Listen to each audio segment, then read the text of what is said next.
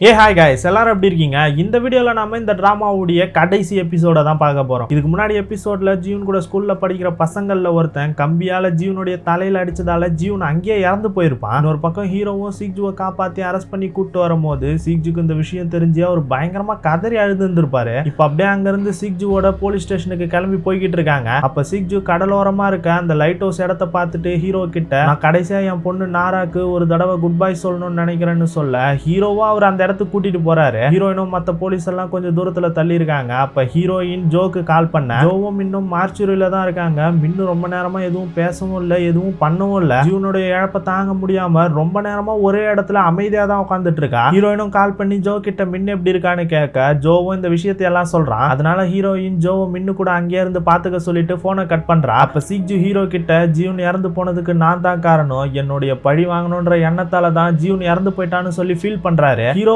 ஜீவன் இறந்து போனதுல ஒரு வகையில நானும் காரணம் தான். பல வருஷத்துக்கு முன்னாடி நடந்த நாராவுடைய கேஸ்ல நான் தோத்து போகாம இருந்திருந்தா நீங்க இப்ப இந்த நிலைமைக்கு மாறி இருக்க மாட்டீங்கல்ல சீக்ஜுன்னு சொல்றாரு. சீக்ஜு உடனே எனக்கு ஓ மேலலாம் எந்த ஒரு கோபமும் இல்ல மூச்சன், எனக்கு இந்த நாட்டு மேலதான் கோபம். என்னுடைய பொண்ணுடைய இறப்புக்கு எனக்கு நியாயம் கிடைக்காம போயிடுச்சு, அதனாலதான் நான் இப்படி மாறினேன். நான் இப்படி மாறினதாலதான் இன்னைக்கு ஜீவனையும் இழந்துட்டு இருக்கேன்னு சொல்லி ரொம்ப ஃபீல் பண்ணிட்டு இருக்காரு. அப்ப ஹீரோயினும் போலீஸும் இருக்கிற இடத்துல ஒரு கார் வேகமா போலீஸ் அடிச்சு தூக்கிட்டு உள்ள வந்துட்டு இருக்கு. ஹீரோயினையும் அடிச்சு தூக்க பார்க்க ஹீரோயின் ஜம்ப் பண்ணி எஸ்கேப் ஆயிடுறா. அப்ப அந்த காருக்குள்ள இருந்து ஒரு ஆள் இறங்குறான். அது வேற யாரும் கிடையாது, பார்க்கு தான். அவன் ஹீரோயினை கன் பாயிண்ட்ல புடிச்சுக்கிட்டு சீக்ஜுவும் ஹீரோவும் இருக்கிற இடத்துக்கு வந்து ஹீரோ கிட்ட ப்ரொஃபஸர் அவன் கூட அனுப்ப சொல்றான். ப்ரொஃபஸரும் கண்டிப்பா அவன் என்னை இங்க காப்பாத்துறதுக்காக வரலன்னு சொல்லிட்டு இருக்காரு. அப்ப பார்க் சீக்ஜு கிட்ட நான் உங்க கூட சேர்ந்து இந்த உலகத்தையே மாத்தலான்னு இருந்தேன், நீங்க உங்களுடைய உயிரை தியாகம் பண்றதா தானே இருந்தீங்க, அது முடிவுல இருந்து எதுக்காக மாறினீங்க, எதுக்காக உங்களுடைய ப்ராமிஸை நீங்க மீறினீங்கன்னு சொல்லி கேட்டுட்டு இருக்கான். ஹீரோவும் பார்க் கிட்ட ஹூன நீ இப்ப வெட்லையா உன்னை சுட்டுடுவேன்னு சொல்ல பார்க்கும் எல்லாமே நாசமா போயிடுச்சு, இதுக்கப்புறம் சாகிறதுனா எல்லாரும் சேர்ந்தே சாகலாம்னு சொல்லி கன்னை தூக்கி ஹீரோயினுடைய தலையில வைக்கிறான். ஹீரோக்கு என்ன பண்றதுன்னு தெரியல. பார்க்கும் ஹீரோவை கன்னை கீழே போட சொல்லிட்டு ப்ரொஃபசர் பக்கத்துல இருந்து தள்ளி போக சொல்றான். ஹீரோவும் அதே மாதிரி பண்றாரு. அப்ப ப்ரொஃபசர் ஹீரோயினுக்கு எதுவும் ஆயிடக்கூடாதுன்னு சொல்லி ஒரு பென்டிரைவ் எடுத்து பார்க் கிட்ட காட்டுறாரு. அந்த பென்டிரைவ் தான் கில்லிங் ஓட்ட ஆக்சஸ் பண்றதுக்கான பாஸ்கோடு இருக்கிற பென்டிரைவ். அதை பார்த்ததும் பார்க் சீக்ஜு கிட்ட இருந்து அதை வாங்குறதுக்காக அப்படியே பொறுமையா முன்னாடி வரான். அப்ப லைட்டா அவன் அசந்த நேரத்துல ஹீரோயின் அவன் கையில இருந்த கன்னை தட்டி விடுறா. பார்க் உடனே வேகமா போய் சீக்ஜுவை பிடிக்கிறதுக்காக போக ஹீரோவும் கீழே இருந்த கண் எடுத்து சீக்ஜுக்கு எதுவும் ஆயிடக்கூடாதுன்னு சொல்லி பார்க்க சுட்டுறாரு. இருந்தாலும் பார்க் சீக்ஜுவை கொன்னே ஆகணும்ன்ற முடிவோட சீக்ஜுவோட சேர்ந்து ரெண்டு பேருமே தண்ணிக்குள்ள விழுறாங்க. அப்படி விழுந்ததுல அந்த பென் டிரைவ் கொஞ்சம் கொஞ்சமா கடலுக்கு அடியில போய்கிட்டு இருக்கு. இப்படி உங்க ரெண்டு பேரும் விழுந்ததை பார்த்த ஹீரோவும் உள்ள குதிச்சு அவங்க ரெண்டு பேரையும் தேடுறாரு. ரெண்டு பேருமே கிடைக்கல. அடுத்த நாள் காலையில வரைக்கும் தேடுறாங்க. பார்க்குடைய டெட் பாடியும் கிடைக்கல, சீக்ஜுவும் கிடைக்கல. அதனால ரெண்டு பேருமே தண்ணிக்குள்ளே இறந்து போயிருக்கணும்னு சொல்லி முடிவு பண்ணி கில்லிங் ஓட்டுடைய முக்கியமான ரெண்டு சஸ்பெக்டும் இறந்து போயிட்டாங்கன்னு சொல்லி கில்லிங் ஓட் கேஸ் முடிஞ்சிருச்சுன்னு சொல்லி அனௌன்ஸ் பண்ணிடுறாங்க. அந்த அனௌன்ஸ் பண்ற பிரஸ் மீட்ல டூயும் இருக்கா, ஆனா அவன் அந்த அனௌன்ஸ்மெண்ட்டை கவர் பண்ணல. இதை பார்த்துட்டு இருந்த ஹீரோயின் என்ன நீ இந்த விஷயத்தை கவர் பண்ணாம சும்மா நின்றுட்டு இருக்க, ஆச்சரியமா இருக்கேன்னு கேட்க டூயும் அவர் சொல்லிட்டு போனது எல்லாம் உண்மைதானே, அதோட இதை கவர் பண்ற அளவுக்கு ஒன்றும் ஒர்த்தான விஷயம் கிடையாது. அடையப்பா இந்த விஷயத்தை இந்த அளவுக்கு ஊதி பெருசாக்குன ஒரு ஆள் கிட்ட இருந்து இப்படி ஒரு வார்த்தையை கேட்கறது ஆச்சரியமா தான் இருக்கு. சரி உன்னை கடத்தினதை பத்தி நீ எதுக்கு போய் சொன்ன, உனக்கும் ஜியாங்குள்ளயும் ஏதாச்சும் டீல் இருக்கான்னு சொல்லி கேட்கறா. டூ எதுவும் சொல்லாம அமைதியா இருக்கா. ஹீரோயினும் இதுக்கப்புறம் நீ மீடியால ஏதாச்சும் போஸ்ட் பண்றது, ஏதாச்சும் ஆர்டிக்கலை போடுற மாதிரி இருந்தா உண்மையான விஷயங்களையும் நல்ல விஷயங்களையும் போடு, ஏன்னா ஏதாச்சும் தப்பா இருந்தா மொத்தமா அந்த மீடியாவே ஒழிச்சு கட்டுறது கூட நான் தயங்க மாட்டேன்னு சொல்ல டூயி உடனே இங்க பாருங்க நான் பணத்தையும் பவரையும் எப்பயும் தேடி போனது கிடையாது, நான் ரிப்போர்ட்டர் ஆனதே ஒரு நல்ல உலகத்தை உருவாக்கணும்ன்றதுக்காக தான். ஆனா நம்ம என்னதான் காட்டு கத்தி உண்மையை சொன்னாலும் இந்த மக்கள் சில விஷயங்களை நம்ப மாட்டாங்க, நம்ம கொஞ்சமாச்சும் கெட்டவங்களா இருந்தா தான் நல்லதே செய்ய முடியும், ஒரு நாள் நீங்க இதை புரிஞ்சுப்பீங்கன்னு சொல்றா. ஆனா அப்படி மாறணும்ன்ற அவசியம் எனக்கு கிடையாது, நான் எப்பவும் ஒரு போலீஸ்காரியா இருப்பேன்னு சொல்லிட்டு ஹீரோயின் அங்க இருந்து கிளம்பி போயிடுறா. அப்படியே ஹீரோ நைட் எல்லாம் உட்காந்து நாராவுடைய கேஸ மறுபடியும்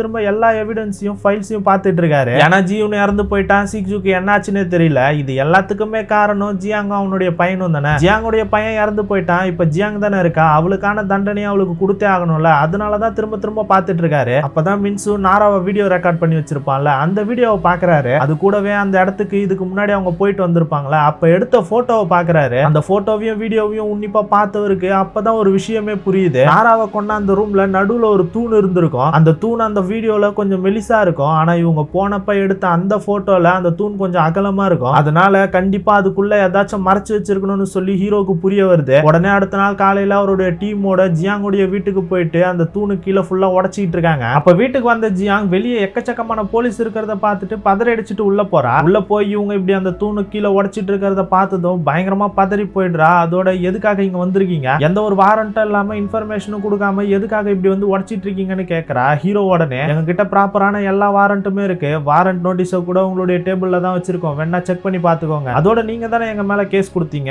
எங்க மேல தப்பு இல்லைன்னு நாங்க நிரூபிக்க வேணாமா, அதுக்காக தான் இங்க வந்திருக்கோம்னு சொல்றாரு. ஜியாங் உடனே அதுதான் பிரச்சனைனா நான் கேஸை உடனே வித்ரா பண்றேன்னு சொல்லிட்டு கமிஷனருக்கு போன் பண்ண பாக்குறேன். ஹீரோ உடனே நீங்க கமிஷனருக்கு தான் போன் பண்ண பாக்குறீங்கன்னு நினைக்கிறேன், கமிஷனர் இப்ப இங்க இல்ல, அதோட இந்த கண்ட்ரில இருக்கிற எந்த ஒரு லாயரும் இப்போ உங்களுக்கு ஹெல்ப் பண்ண வர போறது கிடையாது, உங்களுடைய ஹஸ்பண்டும் கூட தான் சொல்றாரு. அப்பதான் தெரியுது ஜியாங்குடைய ஹஸ்பண்ட் ஜியாங்க டிவோர்ஸ் பண்ண போறாருன்ற விஷயம் நெட்ல பரவிட்டு இருக்கு. இந்த விஷயத்த அசிஸ்டன்ட் ஜியாங் கிட்ட காட்டுறான். ஜியாங்க்கு ஒண்ணுமே புரியல, என்ன செய்யறதுன்னு தெரியல, இப்ப அவளுக்கு ஹெல்ப் பண்றதுக்கு யாருமே கிடையாது. ஹீரோவும் போன தடவை இங்க வந்தப்ப சில விஷயத்த நான் மிஸ் பண்ணிட்டேன்னு சொல்லி சுத்திய வாங்கி தூணை உடைக்க ஆரம்பிக்கிறாரு. இவரு இப்படி அந்த தூணை உடைக்க ஜியாங்க்கு அன்னைக்கு என்ன நடந்துச்சுன்ற விஷயம் கொஞ்சம் கொஞ்சமா கண்ணு முன்னாடி வந்து போகுது. நாராவ மின்சுவா அந்த மனநல பாதிக்கப்பட்ட பையன் ரெண்டு பேரும் சேர்ந்து தானே கொலை பண்ணிருப்பானுங்க. அந்த மனநல பாதிக்கப்பட்ட பையன் நாராவுடைய டெட் பாடியை தூக்கிட்டு போய்கிட்டு இருக்க, பின்னாடியே மின்சு நாராவுடைய பேக் எடுத்துட்டு வந்துட்டு இருந்திருப்பான். இதை ஜியாங் பால்கனில இருந்து பதட்டத்தோட பாத்துட்டு இருக்க, மின்சு அவங்க அம்மாவை பார்த்து சிரிச்சுட்டு அங்க இருந்து கிளம்பி போயிருப்பான். அதுக்கப்புறம் ஜியாங் பதறி அடிச்சுக்கிட்டு அந்த இடத்துக்கு வந்து பார்க்க அந்த தூணுக்கு பக்கத்துல எக்கச்சக்கமான பிளட் இருந்திருக்கும். அதோட நாராவை கொலை பண்றதுக்காக யூஸ் பண்ண கத்தி ரோப்புன்னு எல்லாமே அங்கதான் இருந்திருக்கும். ஜியாங்க்கு என்ன பண்றதுன்னே தெரிஞ்சிருக்காது, பயங்கர பதட்டத்துல இருந்திருப்பா. ஆனா அவளுடைய பையனை காப்பாத்தணும்னு சொல்லி அந்த தூணுக்கு மேலேயே இன்னொரு காலத்தை போட்டு அந்த ரத்தக்கரை வெளியே தெரியாதபடி மறைச்சிருப்பா. இப்ப ஹீரோ அந்த தூணை உடைக்க அதுக்குள்ள இன்னொரு தூண் இருக்கு, அதை செக் பண்ணி பார்த்ததுல அதுல நாராவுடைய பிளட் சாம்பிள் ஹீரோக்கு கிடைச்சிடுது. இது கிடைச்சதுக்கு அப்புறம் ஹீரோ ஜியாங் கிட்ட எங்களுடைய ட்ரம்ப் கார்டு எங்களுக்கு கிடைச்சிருச்சுன்னு நினைக்கிறேன், அதோட ஜின்னும் கண் முழிச்சிட்டாரு, இதுக்கப்புறம் கடவுளே நினைச்சாலும் உன்னை காப்பாற்ற முடியாது, இதுக்கப்புறம் உன்னை அரெஸ்ட் பண்றதுக்கு வாரண்ட் தேவைப்படுமா என்னன்னு சொல்லி ஹேண்ட்கஃப் எடுக்கிறாரு. ஜியாங்கும் அதெல்லாம் ஒன்றும் தேவையில்ல, இதுக்கப்புறம் எதையும் மறைச்சு பிரோஜனம் கிடையாது, நான் ரொம்ப சோர்ந்து போயிட்டேன்னு சொல்லி அவளாவே சரண்டர் ஆயிடுறா. இப்ப அப்படியே ஹீரோயின் அந்த கடலோரமா இருக்கிற லைட் ஹவுஸ் ஆண்ட நின்றுட்டு இருக்கிறத காட்டுறாங்க. ஹீரோயின் கையில ஜியூன் கொடுத்த அந்த பென்ட்ரைவ் இருக்கு, அதுவும் கில்லிங் ஓட்டுக்கான பாஸ்கோடு இருக்கிற பென்ட்ரைவ் தான். மொத்தம் 2 பென்ட்ரைவ், ஒன்னு ஜியூன் கிட்ட இருந்திருக்கும், இன்னொன்னு சிக்ஜு கிட்ட இருந்திருக்கும். சிக்ஜு கிட்ட இருந்தது தண்ணியோட தண்ணியா போயிடுச்சு. இப்ப ஹீரோயின் இந்த பென்ட்ரைவையும் தூக்கி தண்ணியில போட்டுறா. அப்ப அங்க வந்த ஹீரோ இதை பார்த்துட்டு ஜியூன் நம்மளுக்காக கடைசியா விட்டு வச்சது அதுதான், அது கில்லிங் ஓட்டோட பாஸ்கோடு, அது எதுக்காக தூக்கி போட்டேன்னு கேட்க ஹீரோயினும் ஜியூன் இறந்து போனதுக்கு இதுவும் ஒரு காரணம் தான், அவன் இப்ப இருந்திருந்தா அவனும் இதே தான் செஞ்சிருப்பான்னு சொல்றா. ஹீரோவும் இப்ப கில்லிங் ஓட்டு முடிஞ்சதால எங்க எல்லாருக்குமே ப்ரொமோஷன் கிடைச்சிருக்கு, நாங்க எல்லாம் RIU யூனிட்டுக்கு மாற போறோம், நீயும் இருக்கணும்னு நான் நினைக்கிறேன்னு சொல்றாரு. அந்த யூனிட்ல எல்லாம் இருக்கணும்னு எனக்கு ஆசை கிடையாது, நான் இப்ப எங்க இருக்கணும் அங்கேயே இருந்துக்கிறேன்னு சொல்லிட்டு அங்க இருந்து கிளம்பி போயிடுறா. இப்ப அப்படியே ஒரு வருஷத்துக்கு அப்புறம் காட்டுறாங்க ஹீரோயின் சைபர் டீம்ல அவளுக்கு இருக்கிற சின்ன சின்ன வேலைங்களை செஞ்சுக்கிட்டு இருக்கா. அதோட டைம் கிடைக்கும் போது ஸ்டூடெண்ட்ஸுங்களுக்கு டெக்னிக்கல் சம்பந்தப்பட்ட விஷயங்களை லெக்சர் எடுப்பா. அப்படி லெக்சர் எடுக்கும் போது அதுல ஒரு ஸ்டூடெண்ட் கில்லிங் ஓட்ட பத்தி கேட்க ஹீரோயின் அந்த கேஸ் க்ளோஸ் ஆயிடுச்சு, அதை பத்தி பேசுறதுக்கு எதுவும் கிடையாதுன்னு சொல்லி லெக்சரை முடிச்சுட்டு வெளியே வரா. ஆக்சுவலா இந்த ஸ்கூல்ல தான் ஜோவுமே படிச்சிருப்பான். இந்த ஸ்கூல்ல ஹேக்கர்ஸுக்கான போட்டி நடத்துவாங்க, அந்த போட்டியில எப்பவுமே ஜோ தான் செகண்ட் பிளேஸ் வருவான், அதுக்கான போட்டோஸ் எல்லாமே அங்க இருக்கு. இதை பார்த்த ஹீரோயின் அந்த போட்டோ எல்லாத்துலயுமே ஜோ செம காமெடியா இருக்கிறத பார்த்துட்டு போட்டோ எடுத்துட்டு இருக்கா. அதோட ஃபர்ஸ்ட் பிளேஸ்ல எந்த ஒரு ஆளுமே இல்லாததையும் நோட் பண்றா. இப்படியே ஜின்னை தான் காட்டுறாங்க. ஜின்னு போலீஸ் வேலையில இருந்து ரிட்டையர் ஆயிட்டு ஒரு ரெஸ்டாரண்ட்டை வச்சு நடத்திட்டு இருக்காரு. அந்த ரெஸ்டாரண்ட்டுக்கு ஜோவும் அந்த லேடி போலீஸும் வராங்க. இவங்க 2 பேருமே இப்ப டேட்டிங் பண்ணிட்டு இருக்காங்க. இப்படியே 3 பேரும் பேசிட்டு இருக்கும் போது ஹீரோயினும் வந்து ஜாயின் பண்ணிக்கிறா. இவங்க 4 பேருமா சேர்ந்து சாப்பிட்டுட்டே பேசிட்டு இருக்கும் போது 4 பேருடைய மொபைலுக்கும் ஏதோ ஒரு மெசேஜ் வருது. எல்லாரும் கில்லிங் ஓட்டா இருக்குமோன்னு சொல்லி பதட்டத்தோட எடுத்து பார்க்க அது ஏதோ ஆஃபருக்கான மெசேஜ் தான். அப்படியே அதுக்கப்புறம் ஹீரோயினும் ஜோவும் பேசிட்டு இருக்கும் போது ஹீரோயின் அந்த சின்ன வயசா இருக்கிற ஜோவை போட்டோ எடுத்தால அதை அவங்க கிட்ட காட்டி, இதுல என்ன நீ இவ்வளவு காமெடியா இருக்க, இதை நான் அவகிட்ட காட்டுமான்னு சொல்ல ஜோவும் வேணாம் வேணாம் அவகிட்ட எல்லாம் காட்டாதுன்னு சொல்லி பதறிட்டு இருக்கான். அப்ப ஹீரோயின் சரி நீ எல்லா போட்டிலையும் செகண்ட் வர, ஃபர்ஸ்ட் யார் தான் வருவான்னு கேட்க ஜோவும் அவனுடைய முகத்தை நாங்களுமே பார்த்தது கிடையாது, எல்லாருமே அவனை மிஸ்டரி எக்ஸ்ன்னு தான் சொல்லுவாங்க, அவன் ஹேக்கருங்களுக்கு எல்லாம் ஹேக்கர் தெரியுமா, எப்பவுமே ஒரு ஹேக்கர் ஹேக் பண்றாங்கன்னா அவங்களுடைய சிக்னேச்சரா ஒரு ஃபைலை விட்டு போவாங்க, அவனுக்குமே அந்த மாதிரி ஒரு ஸ்டைல் இருந்துச்சு, அந்த ஃபைலோடைய நேம் எனக்கு கூட ஞாபகம் இருக்கு, அது LRAEன்னு ஆரம்பிக்கும்னு சொல்றான். அப்பதான் ஹீரோயினுக்கு ஒரு விஷயம் ஞாபகம் வருது, ஹீரோயினுடைய தங்கச்சி லேப்டாப்ல வைரஸ் இருக்குன்னு சொல்லி ஹீரோயின் ஸ்டார்டிங்ல கிளீன் பண்ண பார்த்திருப்பாள், அப்ப கூட ஒரு டெக்ஸ்ட் ஃபைல் ரொம்ப பெருசா இருக்கேன்னு சொல்லி அதை கன்வெர்ட் பண்ணதுக்கு அப்புறமா தானே அந்த கில்லிங் ஓட்டோட வீடியோவை கண்டுபிடிச்சிருப்பான். ஆக்சுவலா அந்த ஃபைலோடைய நேம் LRAEன்னு தான் ஸ்டார்ட் ஆயிருந்திருக்கும். இது ஞாபகம் வந்ததும் ஹீரோயினுக்கு ஒரு மாதிரி அதிர்ச்சியா இருக்கு. ஏன்னா கில்லிங் ஓட்டம் மொத்தமா கைக்குள்ள வச்சிருந்தது ஜியூன்னு தானே நினைச்சிட்டு இருந்தா. ஆனா ஜோ சொல்றதை வச்சு பார்க்கும்போது அது வேற ஆளா இருக்குமா இல்ல ஜோ சொல்லிக்கிட்டு இருக்கிறதே ஜியூனா தான் இருக்குமான்னு சொல்லி ஒரு மாதிரி குழப்பத்தோட உட்காந்துட்டு இருக்கா. ஒரு பக்கம் மின்னு ஜியூன் கூட ஒரு தடவை ஒரு பார்க்குக்கு வந்திருப்பாள். அந்த இடத்துக்கு வந்து உட்காந்துட்டு இருக்கும் போது ஹீரோயின் மின்னுடைய பர்த்டேக்காக விஷ் பண்ணி மெசேஜ் அனுப்பிச்சிருக்கா. அப்ப திடீர்னு ஜியூன் பேர்ல ஒரு மெசேஜ் வருது. ஆக்சுவலா ஜியூன் சாகிறதுக்கு முன்னாடி இந்த நாட்டுல இருந்து கிளம்பி போறதா இருந்திருப்பான்ல, அந்த டைம்ல மின்னுடைய பர்த்டேக்கு இந்த மெசேஜ் ஆட்டோமேட்டிக்கா வரா மாதிரி செட் பண்ணி வச்சிருப்பான். அந்த மெசேஜ்ல ஜியூன் மின்னுக்கு பர்த்டே விஷயம் செய்யும், என்னுடைய வாழ்க்கையில நாராக்கு அப்புறம் என் மேல அளவு கடந்து அன்பை வச்சது நீ மட்டும் தான், எனக்கு பின்னாடி எத்தனையோ பிரச்சனைகள் சோகங்கள் இருந்தாலும் உன் கூட இருந்த நேரம் எல்லாம் நான் ரொம்ப சந்தோஷமா இருந்திருக்கேன், அதுக்காக ரொம்ப நன்றின்ற மாதிரி தான் அந்த மெசேஜ்ல அமைச்சிருக்கான். இதை பார்த்த மின்னு ஜியூன் கூட இருந்ததெல்லாம் நினைச்சிட்டு கண் கலங்கிட்டு இருக்கா. அப்படியே ஹீரோயின் நைட்டு ஃபர்ஸ்ட் கில்லிங் அவுட்டோட ஒரு வீடியோ கிடைச்சதுல அதை போட்டு பாக்குறான். அந்த ஃபைலோடைய நேம் எல்லாரையும் தான் இருக்கு. அதை பார்த்துட்டு இருந்த ஹீரோயின் இது கண்டிப்பா ஜியூன்னு தான் சொல்லி முடிவு பண்ணிடுறான். ஒரு பக்கம் ஹீரோ ரொம்ப நாள் கழிச்சு ஜின்னை மீட் பண்றதுக்காக வராரு. அப்ப ஜின்னோ அவருக்கு துரோகம் பண்ணதுக்காக மன்னிப்பு கேட்டுட்டு இருக்காரு. ஹீரோவும் நீங்க என்னதான் எனக்கு துரோகம் பண்ணிருந்தாலும் என்னுடைய உயிரை காப்பாத்துறதுக்காக உங்களுடைய உயிரை தியாகம் பண்ணிருக்கீங்க, அதனால நீங்க என்கிட்ட மன்னிப்பு கேட்க வேண்டிய அவசியம் இல்லைன்னு சொல்லிட்டு இருக்காரு. அப்ப ஜின்னு ஹீரோ கிட்ட கஷ்டப்பட்டு எவிடன்ஸ் எல்லாம் கலெக்ட் பண்ணுது ஜியாங்க ஜெயிலுக்கு அனுப்பணுன்றதுக்காக தான். ஆனா கடைசியா என்ன நடந்துச்சு பாத்தியா, ஜியாங்க காப்பாத்துறதுக்காக ஜியாங்கோடைய அசிஸ்டன்ட் தப்பெல்லாம் பண்ணது அவதான்னு சொல்லி சரண்டர் ஆயிட்டா. அந்த ஜியாங்க மாதிரி ஆளுங்களை எல்லாம் பிடிக்கிறது ரொம்பவே கஷ்டம். அதோட அவள மாதிரி ஆளுங்களை எல்லாம் பிடிக்கணும்னா அதுக்கு சிக்ஜுவோட வழிதான் கரெக்ட். ஆனா உன் மேல எனக்கு நம்பிக்கை இருக்கு மூச்சான், உன்னால விஷயங்களை மாத்த முடியும், கொஞ்சம் கொஞ்சமா கண்டிப்பா நீ மாத்திருவேன்னு சொல்லிட்டு இருக்காரு. இப்ப அப்படியே ஜியாங்க தான் காட்டுறாங்க. ஜியாங் ஒரு ஆர்கனைசேஷன்ல வாலண்டியரா ஒர்க் பண்ணிட்டு இருக்கா. அந்த ஆர்கனைசேஷனை ஜிசுக்குன்ற ஒரு பொலிட்டிஷியன் தான் நடத்திட்டு இருக்காரு. அவர் ஜியாங்க பார்த்துட்டு ஜியாங் கிட்ட பேசுறதுக்காக வராரு. ஆனா ஜியாங்க அவரை யாருன்னு சுத்தமாவே தெரியல. அவரும் 9 வருஷத்துக்கு முன்னாடி சிக்ஜுடைய கேஸ் நடக்கும்போது நான் அங்கதான் இருந்தேன், அப்பாவிகளா கருதப்பட்ட பிசாசுக்கள் அப்படின்னு சிக்ஜு சொன்ன அந்த வார்த்தை எனக்கும் ஞாபகம் இருக்கு, உங்களுக்கும் ஞாபகம் இருக்கும்னு நினைக்கிறேன்னு சொல்றாரு. ஜியாங்கும் பழச பத்தி நான் பேச விரும்பலன்னு சொல்ல அவரும் 9 வருஷத்துக்கு முன்னாடி நான் சிக்ஜுடைய பப்ளிக் டிஃபெண்டரா தான் இருந்தேன், சிக்ஜு எதுக்காக அந்த மாஸ்க போட்டாருன்றத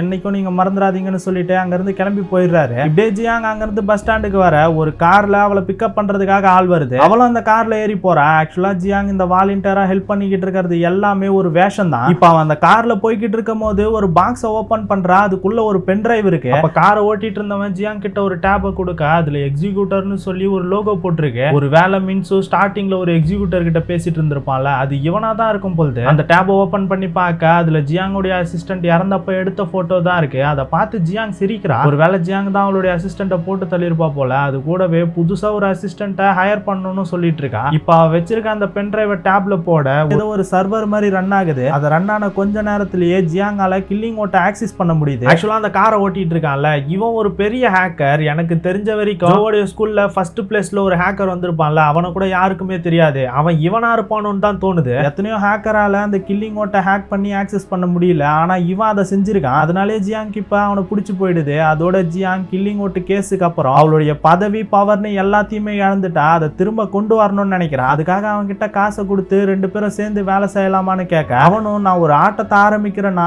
எனக்கு அந்த ஆட்டம் இன்ட்ரெஸ்டா இருக்கணும், போர் அடிக்க கூடாதுன்னு சொல்ல ஜியாங்கும் நம்ம 2 பேரும் சேர்ந்து வேலை செஞ்சோம்னா இந்த நாட்டையே நம்மளால ஆள முடியும், இது ஒன்னும் உனக்கு போர் அடிக்கிற விஷயமா இல்ல தானேன்னு கேட்கறான். அவனும் சரி நம்ம 2 பேரும் ஒன்னா சேர்ந்து வேலை செய்யறதுக்கு முன்னாடி நம்மளுடைய திறமையை டெஸ்ட் பண்ணிக்கலாமான்னு சொல்ல ஜியாங்கும் ஒத்துக்கிறா. அவனும் சரி நம்மளுடைய டார்கெட் யாருன்னு கேட்க ஜியாங்கும் அவளுடைய ஆட்டத்தை முதல்ல அந்த பொலிட்டிஷியன் ஜீசு கிட்ட இருந்து ஆரம்பிக்கலாம்னு சொல்லிட்டு வில்லத்தனமா சிரிச்சிட்டு இருக்கா. வண்டியை ஓட்டிட்டு இருக்கணும் கண்டிப்பா இது போர் அடிக்காதுன்னு நினைக்கிறேன்னு சொல்லிட்டு சந்தோஷமா வண்டியை ஓட்டிட்டு இருக்கான். இப்படியே இவங்க 2 பேருமா சேர்ந்து சிக்ஜு நல்ல விஷயத்துக்காக ஆரம்பிச்ச கில்லிங் ஓட்ட இப்ப தப்பான விஷயத்துக்காக யூஸ் பண்ண போறாங்க. இப்ப அப்படியே ஹீரோயினை காட்ட ஹீரோயின் ஜெயில ஜியூனுடைய பாட்டியை பாக்குறதுக்காக வர அவங்க கிட்ட பேசிட்டு இருக்கும் போது சிக்ஜு இறந்துட்டாருன்னு நீங்க நம்புறீங்களான்னு கேட்க பாட்டி அமைதியா இருக்காங்க. ஹீரோயினோ எதுக்காக கேட்கறேன்னா அவர் உயிரோட இருக்காருன்றதுக்கான எந்த ஒரு அறிகுறியும் இல்ல, இருந்தாலும் அவருடைய டெட் பாடி சுத்தமா கிடைக்கவே இல்லை, அதை வச்சு பார்க்கும்போது சில நேரம் எனக்கு சிக்ஜு உயிரோட இருப்பாரோன்னு தோணுதுன்னு சொல்றான். பாட்டி உடனே நம்மளுடைய சட்டத்துல ஓட்டைங்க இருந்துட்டே இருக்கிற வரைக்கும் கண்டிப்பா சிக்ஜுடைய இடத்த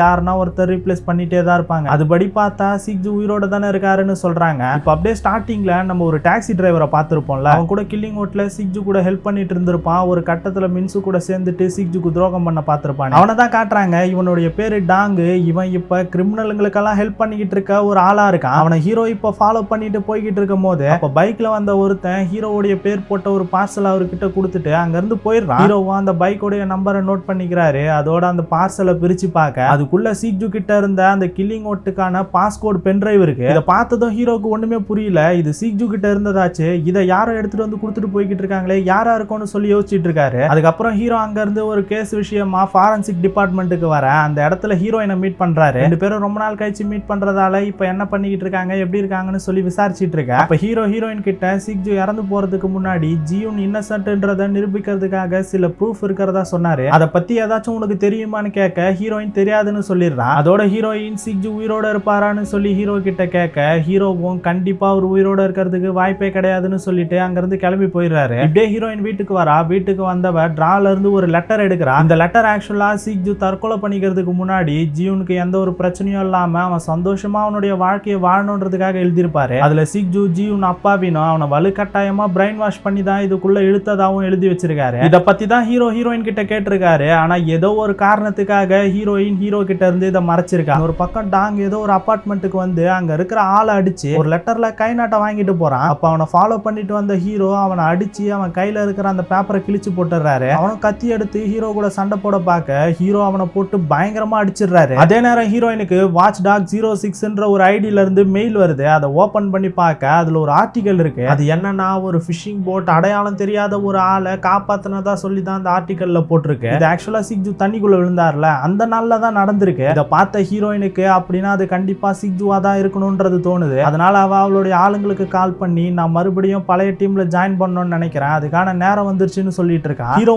டாங்க பயங்கரமா அடிச்சு போட்டு அங்க இருந்து கிளம்ப பார்க்க அப்ப அங்க கில்லிங் ஓட்டோடைய மாஸ்க் இருக்கிறத பாக்குறாரு. அதை பார்த்த ஹீரோ அந்த மாஸ்க் எடுத்து மாட்டிக்க அப்ப பேக்ரவுண்ட்ல அப்பாவிகளா கருதப்பட்ட பிசாசுக்கள் தண்டிக்கப்படணும், அப்படி தண்டிக்கப்படலைன்னா அவங்கள நரகத்துக்கு அனுப்புறதுக்காக இந்த மிஸ்டர் எக்ஸ் திரும்ப வருவான்னு சிக்ஜுவோடைய வாய்ஸ் ஓவர்ல பேக்ரவுண்ட்ல போகுது. அப்ப திடீர்னு சம்பந்தமே இல்லாம ஹலோ என்னுடைய அன்பான மக்களே கில்லிங் ஓட்ட ஆரம்பிக்கலாமான்ட்டு ரோபோட்டோடைய வாய்ஸ்ல ஒரு குரல் கேக்குது. இப்போ மறுபடியும் கில்லிங் ஓட்ட ஆரம்பிக்கிறாங்க. ஆனா இந்த தடவை ஆரம்பிச்சிருக்கிறது சிக்ஜுவா ஹீரோவா அப்படி இல்லையா அது ஜியாங்கான்றத அடுத்த சீசன் வந்தா தான் நம்ம பார்த்து தெரிஞ்சுக்கணும் போல. அது மட்டும் இல்லாம இப்ப அப்படியே அந்த சீனை கட் பண்ணி சிக்ஜு தண்ணியில விழுந்தப்ப அந்த பென்ட்ரைவும் தண்ணியில விழுந்திருக்கும்ல, அந்த பென்ட்ரைவை ஒரு கை வந்து எடுக்கிறத காட்டி இந்த டிராமாவை முடிக்கிறாங்க. அந்த பென்ட்ரைவை எடுத்தது யாரா இருக்கும்னு நீங்க நினைக்கிறீங்களோ அதை கமெண்ட்ல சொல்லுங்க. இப்படி ஒரு செம சஸ்பென்ஸோட இந்த டிராமாவை முடிச்சிருக்காங்க. இந்த டிராமா கண்டிப்பா உங்களுக்கு சுவாரஸ்யமா இருந்திருக்கும்னு நம்புறேன். இந்த வீடியோ பிடிச்சிருந்தா லைக் பண்ணுங்க, ஷேர் பண்ணுங்க, புதுசா பாக்குறவங்க மறக்காம சப்ஸ்கிரைப் பண்ணிக்கோங்க. அடுத்த ஒரு சூப்பரான டிராமால உங்களை வந்து சந்திக்கிறேன். Bye guys.